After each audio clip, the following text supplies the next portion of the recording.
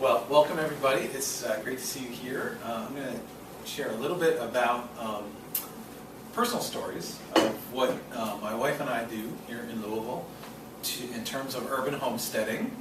I'm the sustainability coordinator for the University of Louisville, so all day long I try to convince people to live more sustainably in every way, right? And it's hard to do that convincing if you're not actually doing it yourself. So I kind of have, in a sense, made my life my job, because I'm really passionate about this, obviously, and I do it at home before I ever got this position. So I live and breathe this all the time, and I think that's really important as someone who's trying to change the way we do things, or be an educator, to actually live it. So before I go any further, I just want to define the terms a little bit. Maybe you've never heard the phrase urban homesteading. But you've probably heard of homesteading, and we generally think of that as rural context, where settlers go out on the Great Plains and set up a homestead and become self-reliant out there in the middle of nowhere, right?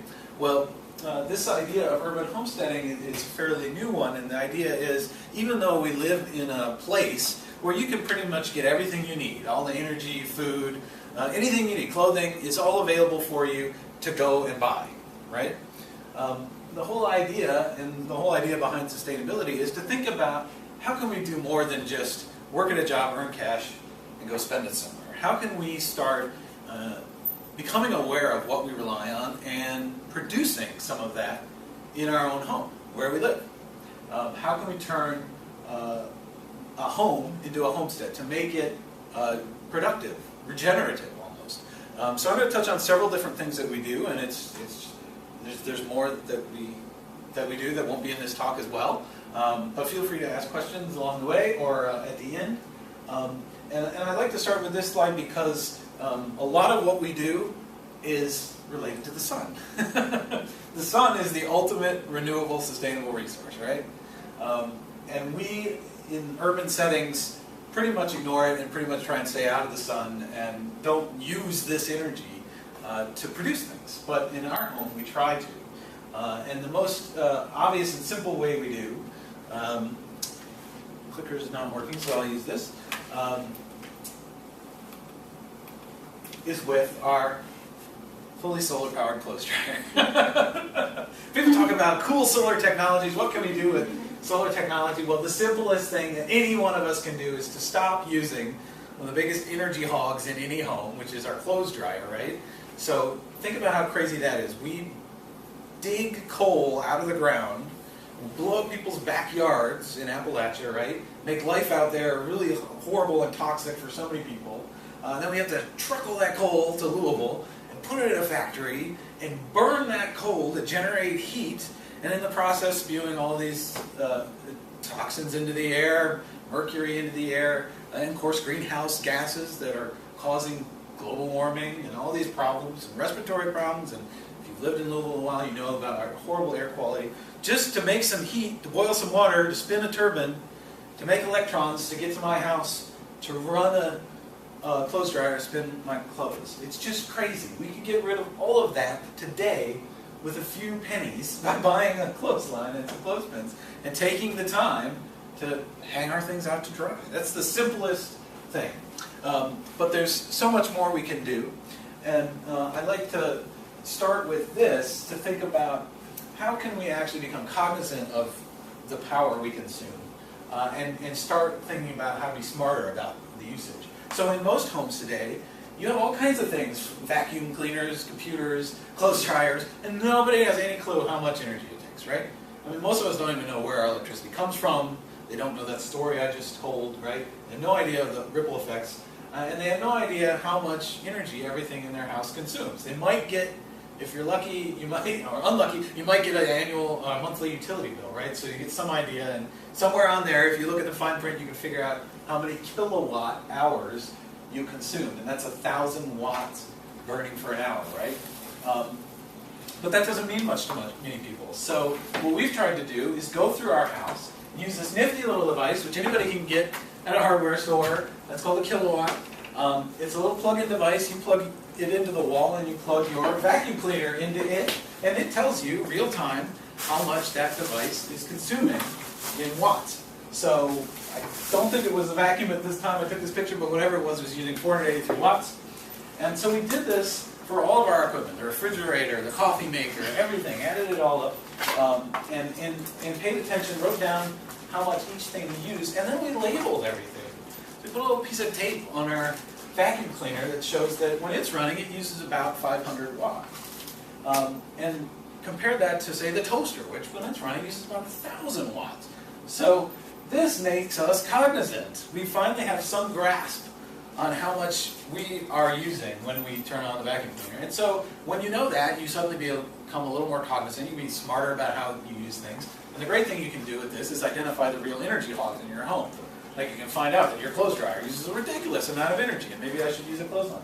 Or you can find out that your refrigerator is also a big energy hog, and maybe there's a more efficient model out there that you could replace it with at the end of its life, for instance. So you can identify energy hogs with these simple devices and start doing something about it. And the thing doesn't seem to want to work. It's not going to work. Well, I use this. Another step you can do with a home, and our home, by the way, is just a few miles away. It's an 85-year-old house. We were first-time home buyers 4 years ago, my wife and I, and we're lucky to get a home that was not only conveniently located, well, we weren't lucky, we were very intentional about purchasing a home that was close enough that we didn't need a car, and I'll tell more about that in a minute. But we also wanted a home that had other features we liked. It didn't need a lot of basic work to it, so we could invest in other things.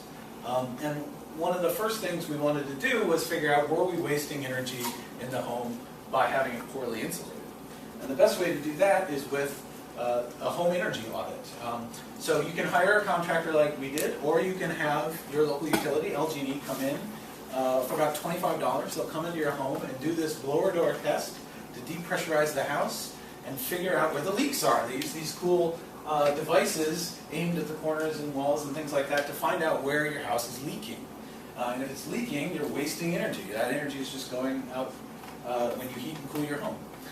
So you can identify problems this way, identify where you need insulation, and you can make it happen. You can start insulating.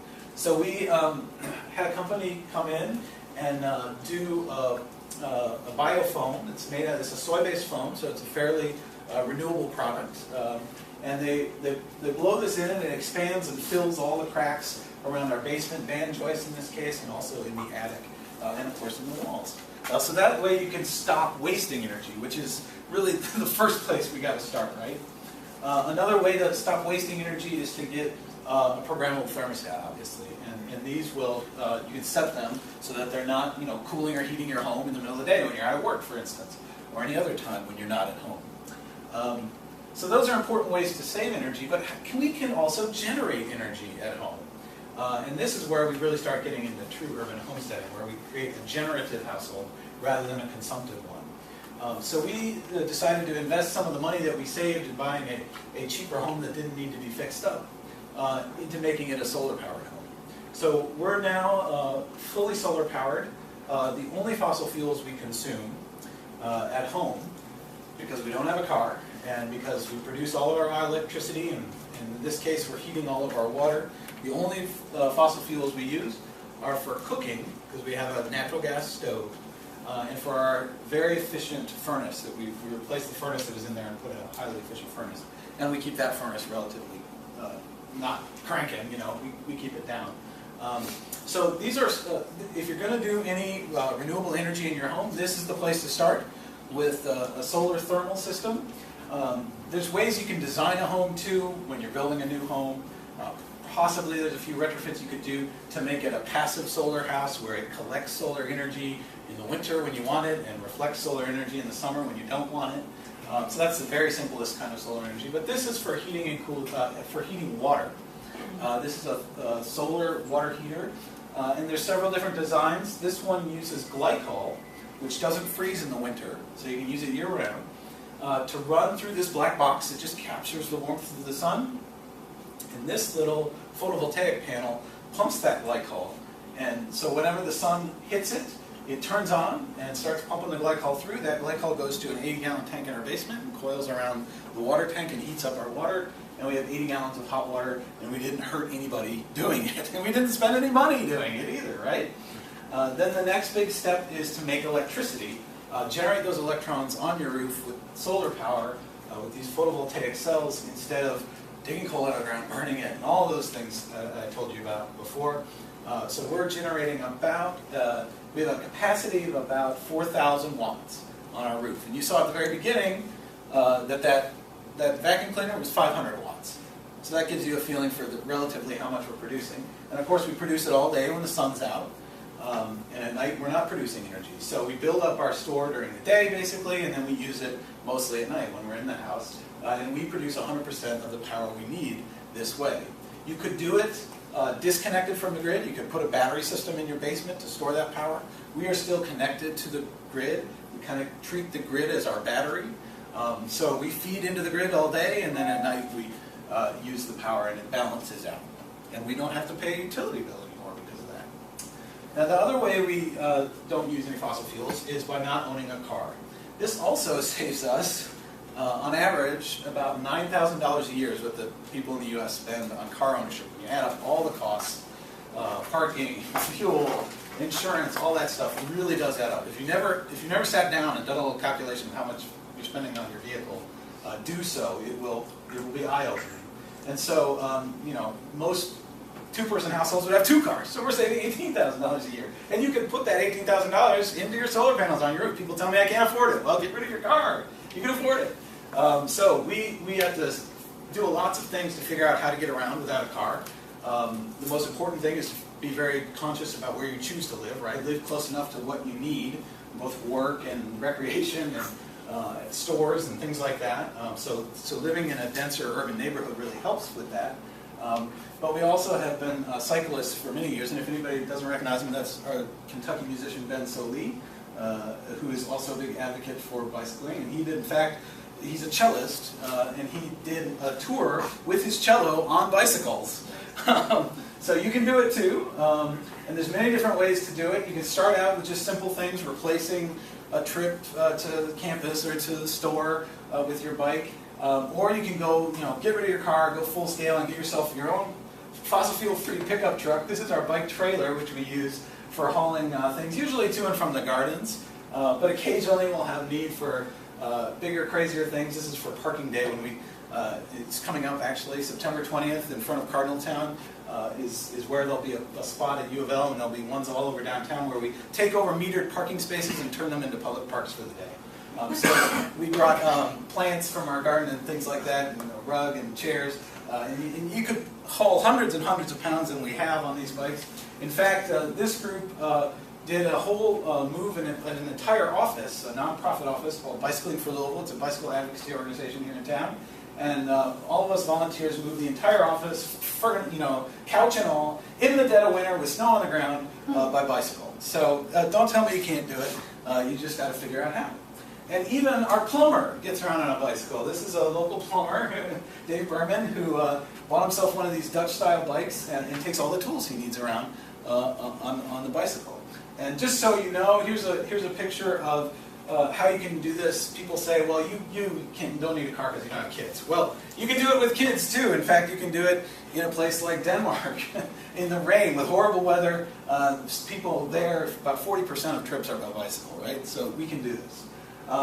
One of the things that being reliant on a bicycle will teach you quickly is how to fix bikes too. Because they do break down, you get flats and things like that. So part of the homesteading thing is to learn how to maintain what you have and repair what you have. So bicycle maintenance is a huge part of it, and I have known how to fix bikes for a long time, but one of the things I recently learned from my friend Katie McBride is how to weld. I had never welded before, but she came over with her welding equipment and taught me how to fix a complete split in my frame. I thought I was going to have to throw the bike out, but no, she helped me weld it, and in an hour's time we were able to restore something that was otherwise going to the landfill and was my essential means of getting around. So this kind of idea exchange and reskilling is an essential part of urban homesteading. Another key thing that we do to capture solar energy indirectly is through plants. And the simplest way to do this, and if you're a fan of free food, I highly recommend you do this, is to start looking around you. There is food all over this city that we do not take advantage of. And the most obvious example of that is fruit trees. So there are mulberry trees all over town that generally just make a mess on the ground. But you can go out there with your bicycle. This is a great patch of mulberry trees on the waterfront trail on the river. But they're all over town. You'll find mulberries everywhere, and they're great to eat. We also have nut trees in town. Black walnuts is the most common. This is a picture from a couple years ago of the harvest of black walnuts from one tree in our yard. We're looking at this going, oh my gosh, this is a lot of waste. We don't want to send to the landfill, but it's actually a resource too. This is great vegetarian protein. We're vegetarians. So we invested in a little nutcracker, and we now process all the black walnuts from our yard. We also plant fruit trees. So now I'm getting into instead of just taking advantage of free resources around you, starting to plant and invest is what I consider it. So our house came with a bunch of really lovely ornamental things that we thought were nice looking, but not serving much other purpose. And so could we put in things that would be nice looking and made food? And so this is our plum tree, which just had a bumper crop this year. That's the early days of it. It's huge now. We also planted lots of berries. Our house actually came with, the one edible thing was grapevines. So we harvest those, and that's Amanda getting some of our delicious blackberries. We also plant fiber. So it's not just about food. This is loofah. I don't know if any of you know what loofah is. You might get it in a Bath and Body Shop. People use it for showering, but you can also use it to clean dishes. It's basically a squash that grows on a big vine that makes great shade for us up our fence there. And it's mixed in actually with another edible thing, which is hardy kiwi vines. Another great resource that comes to us all the time, and we generally think of as waste, we've got to get rid of, send down the sewer, is rainwater. We are blessed to live in a very rainy environment. If you lived in a place like New Mexico or Arizona, this might be very common practice actually, but around here it's still pretty rare to see people capturing and storing rainwater, but it's a great thing to do, not only because you get completely fossil fuel free clean water for, say, your garden. We use it mostly for irrigation. This is a picture from UofL actually. The campus garden there has a really large rain barrel set up. But it also keeps, very importantly, keeps this stormwater out of our combined sewer system. So that when we have big rainstorms, we tend to have to send raw sewage out to the Ohio River. Well, if you disconnect your downspouts and keep that water out of the system, you're helping control that problem. Another very important resource is composting. So all of our food scraps, instead of going to the landfill, go into our compost bin. Very simple process. You put food in a bin, and some bugs will find it very quickly, and microbes will find it, and turn it into rich organic fertilizer, which we then use on the garden. And the easiest way to do this is to start with pots. Maybe you don't have a garden, maybe you don't have a lawn that you can turn into a garden, or access to a community garden. Anybody can grow things in pots, either in the house or on the deck or on the front porch. And if you fill them with some compost, they're going to do great. These are some greens that overwintered. You can even do it in the wintertime now. But if you're going to do garden in a little bigger scale, you probably want to start thinking about some things like starting seeds indoors. Maybe around mid to late February is when we do our setup here. We have our little nursery, which is not for children, it's for plants. And we have a very sunny window there that we start all of our seeds in, and then we outplant them in the spring. So this is part of our Eat the View. We turned our lovely landscaped area, which had a little water feature, and this and that, all this stuff that that was nice looking but not serving any other purpose. We turned it into a productive purpose. And here's some of the remnant lawn that was there that now is our paths. And we planted that out as much as we could, but we found quickly that it wasn't enough. We want to produce as much food as we can, and so we started gardening in community, which is something I highly recommend, not just for access to land, but also because you can learn from and enjoy the company of other people in the garden. So this is one of 3 places around town where we do gardening in community. This is at St. Peter Playground Garden, just over here in the Smoketown neighborhood. We have a nice little plot there that we added our own compost to, and it's been very productive. And this is another community garden just a few blocks away called the East Main Street Community Garden. A little bit different, a little bit more self-organized, grassroots organized. a little less official. It's not organized by Cooperative Extension or the city, but he's a private landowner with a giant vacant lot, and boy do we have these around town, who agreed to let us come in with several different volunteers and set up a community garden, and it's been going gangbusters. It's doing fabulously. Here's a picture just from a couple weeks ago of what it looks like now. There's beautiful community spaces like those flowers in the back, and then lots of private lots where we're growing all kinds of different things. There's me putting a path there for our plot. And then another place where we garden in community is in Limerick, in Old Louisville. It's our friend Seamus, who is a farmer. His picture is actually up on the wall at Harvest. He was working for quite a while with Ivor. He has two double lots in Limerick. So he has his house and then the lot next to it. And he has fruit trees there. There's us pruning the fruit trees. But we also helped him turn that lot into an urban farm. So this is true urban homestead. And we've got a real good amount of land there that we garden in community with the folks who live at Seamus's house and some others in the neighborhood. This is also where I keep bees. That's my beehive, and I'll tell you a little bit more about that in a second. When you're planting things, we really encourage people to plant beans and nuts when possible, so you can eat more vegetarian protein and get away from eating animals. Producing animal protein requires about 10 times the resources as plant-based protein, and there's also lots of studies out now about the health benefits of eating more plant-based diet. So even if you don't go 100% vegetarian or vegan or anything, it's great to cut down on the amount of meat you eat for so many reasons, and planting lots of beans and learning to eat them is a great thing to do. This is just some other pictures of greens. We grow a lot of greens, really delicious and full of iron and all kinds of nutrients that we need. These are some pictures to celebrate the joys of immense organic production. This is a huge carrot from that vacant lot up on Main Street that we grew with our organic fertilizer. This is from this year, one chard leaf wow. from that same lot. That's the power of good soil management. We were just blown away by how big that chard gets. It's not like we, genetically engineered these seeds to do this. These are heirloom varieties that can really produce well if you care for them well. And this is butchering a 9-pound sweet potato, a 9-pound sweet potato that we got out of our plot in Limerick. And a really important thing about producing all this food is knowing what to do with it, right? So right now, this is just from a couple nights ago, we are in heavy tomato season. I don't know if anybody's a gardener, but they are coming in fast and heavy right now. And you cannot eat all those tomatoes at once, right? So you have to do something about it. There's many different ways to preserve food for the rest of the season when you aren't blessed with so many wonderful tomatoes.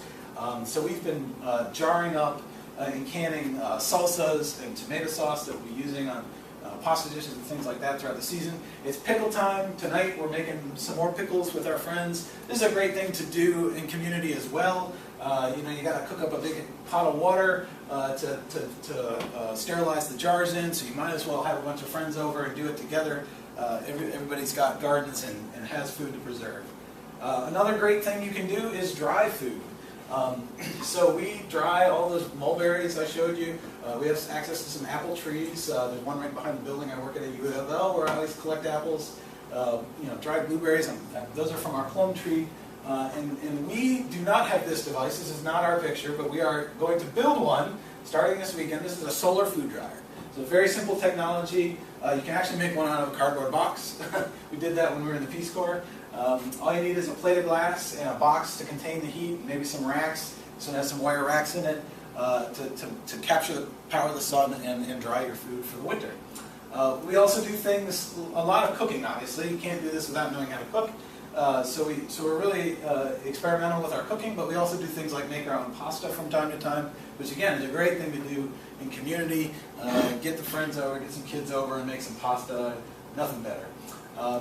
This is just a little picture too. When you're doing all this, to be cognizant of the wild and of nature, one thing we do is promote pollinators in our garden. So this is a hive for local native pollinators, but I also keep bees as well. This is a picture. It doesn't turn out very well because it's in the night, but this is probably one of the few times that bees have been on a bike in Louisville. This is my bike trailer and a beehive. When I divided my hives, it's ideal to separate the hives. at night when they're all in there. So you seal it up and you put it on your bike trailer or in your pickup truck typically, and we take it across town and hosted it at our house for a few months while they got settled in and created a new queen. So here's some pictures from harvesting the honey. Out of these 2 hives, I get probably 10 gallons maybe of honey a year, which is certainly more than we can consume. We use a lot of honey. It's healthier than sugar for sure. It's a great sweetener. So we give it away to people as well as for gifts. So that's the comb, cutting off the comb, and you put it in a centrifuge, a hand-powered centrifuge to spin out the honey. And here's just a picture of one of the recent harvests, drying that all up. So how do we have time for doing all this? My gosh, you have full-time jobs, and how do you do that? We don't have a television. So, I don't know, the average American watches like 4 hours of television a day or something like that. Get rid of that television. It will save you lots of time, make you so much happier, and not expose you to all those awful commercials that tell you to buy, buy, buy. All right? You can be healthy and happy without that being a couch potato. There's all kinds of ways to save time that we currently waste on television and other things. Instead, we recreate in a fossil fuel-free way, like canoeing out on Harrods Creek, or just riding our bikes around town, or being out in the garden. It's actually great recreation for us. And another great thing to do instead of watching TV is to read books. And I love to share this picture of, it's a new movement, the Little Free Library. You can set one up in your front yard. This is a picture from our friends in Madison, Wisconsin. We visited them a few years ago, and they have one out in their front yard. And you stock it with some of the books you don't need anymore, and neighbors can come by and take one or leave one. You know, it's a free little book exchange, so I encourage everybody to do that. And think about ways to live with less, because the Onion really got it right, I think, when they ran this headline a few years ago. You know, enough. Is it enough? We're always wanting more, more, more, you know, and that's really not going to get us anywhere in sustainability, and true happiness comes from not seeking that, but figuring out how to make it yourself. Just to let you know, there's a few ways you can come visit our house and visit other urban homesteads in town. Bluegrass Pioneers is an annual event hosted in part by UofL Sustainability Council, and they put on a urban homesteading tour where they ride bikes around town to visit different urban homesteads. This is another one in Germantown, actually. Our friend Joe is a great urban farmer. He keeps animals too, so if you're interested in learning about keeping chickens and ducks and that kind of thing, you can come on an urban homestead tour and learn about that. The Bluegrass Pioneers will run the weekend of October 26th and 27th, and I believe the tour, I think, is going to be on Sunday morning, October 27th. Another way you can come visit us is on October 5th. There's an annual Louisville solar tour that you can drive, or you can get on the bus, or you can get on the bike tour to come check out solar-powered buildings all around town. Many of them are homes like ours. UofL also has some solar-powered buildings that are on this tour. So put that down in your calendar for October 5th. I don't know the exact times, but they'll be up on our sustainability website soon. So that's it. I can take questions. Let me say thank you for being here. Thank you.